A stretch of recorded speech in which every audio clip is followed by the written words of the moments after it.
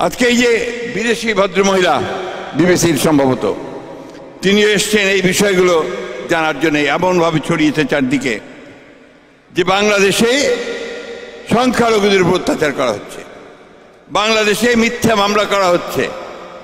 শেখ হাসিনা যিনি বাংলাদেশের মানুষের উপর অত্যাচার করেছেন, নির্যাতন করেছেন, খুন করেছেন, হত্যা করেছেন, 20,000 তরুণকে হত্যা করেছেন, আমাদের ইলিয়াস আলী সহ 700 মানুষকে গুম করে দিয়েছেন।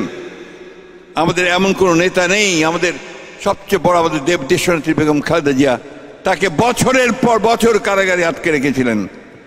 আমাদের নেতা তারেক রহমানকে মিথ্যা মামলা দিয়ে নির্বাসিত করেছেন। সেই শেখ হাসিনাকে আজকে ভারত আশ্রয় দিয়েছে এবং সেই শেখ হাসিনা আবার তার দলবল নিয়ে ষড়যন্ত্র করছে, নতুন করে চক্রান্ত সৃষ্টি করছে বন্ধুগণ, এবং এই চক্রান্ত সৃষ্টি করে বাংলাদেশের স্বাধীনতা, গণতন্ত্র, সার্বভৌমত্বকে সে বিনষ্ট করতে চাইছে।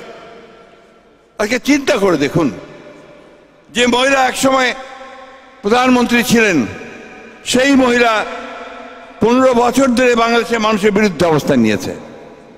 সেই মহিলা আজকে ভারতে বসে, বিদেশে বসে বাংলাদেশকে কিভাবে ক্ষতি করা যাবে, কিভাবে বাংলাদেশের স্বাধীনতাকে বিপন্ন করা যাবে, কিভাবে বাংলাদেশকে আবার অন্ধকার দিকে ঠেলে যাওয়া যাবে, সেই ষড়যন্ত্র চক্রান্তে লিপ্ত হয়েছেন।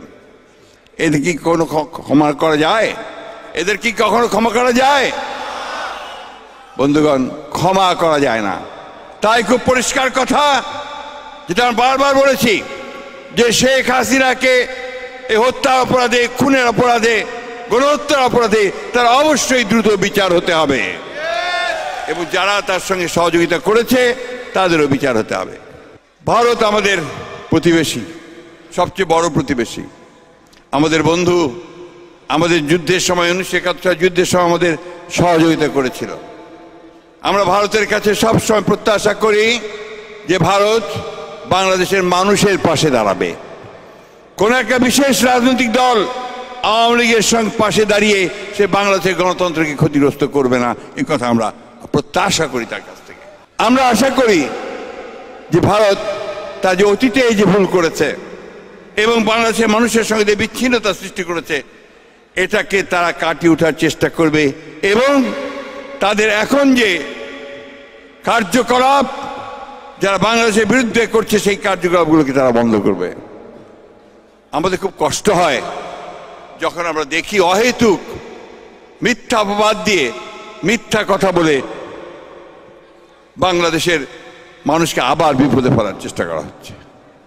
আগরতলার ডেপুটি হাইকমিশনার অফিস আক্রান্ত হয়েছে, কলকাতায় হাই কমিশনার ডেপুটি হাইকমিশনার অফিসে আপনার আক্রান্ত হয়েছে এবং মিছিল নিয়ে আপনাদের সিলেট দিয়ে ঢোকার চেষ্টা করেছে, বেনাপোল দিয়ে ঢোকার চেষ্টা করেছে। এটা কোন ধরনের বন্ধুত্ব? এটা কোন ধরনের প্রতিবেশীর কাজ? আমরা তাই আবারও আজকে এই সভা থেকে ভারতবর্ষকে অনুরোধ জানাতে চাই, তাদের কাছে আমরা নিবেদন করতে চাই যে আপনি অনেক বড় দেশ, কিন্তু তাই বলে এই বাংলাদেশ যে যুদ্ধ করে স্বাধীন হয়েছে, যে সংগ্রাম করে, লড়াই করে যে গণতন্ত্রকে আদায় করে নিয়েছে, যারা বুকের রক্ত দিয়ে তাদের অধিকারকে আদায় করেছে, তাদেরকে খাটো করে দেখে বাংলাদেশের বিরুদ্ধে দাঁড়াবেন না, কারণ বাংলাদেশের মানুষ কখনোই তা মেনে নেবে না। আমরা আমাদের রাজনৈতিক দলগুলোর কাছে আহ্বান জানাতে চাই যে এই বিষয়ে সবাই আমরা একজোট থাকব, একমত থাকব এবং আমরা অবশ্যই আমাদের স্বাধীনতা, সার্বভৌমত্বকে অক্ষুণ্ণ রাখার জন্য আমরা সবাই একজোট হয়ে আবার ঐক্যবদ্ধ হব এবং আমরা সেই সংগ্রামে টিকে থাকব বন্ধুগণ।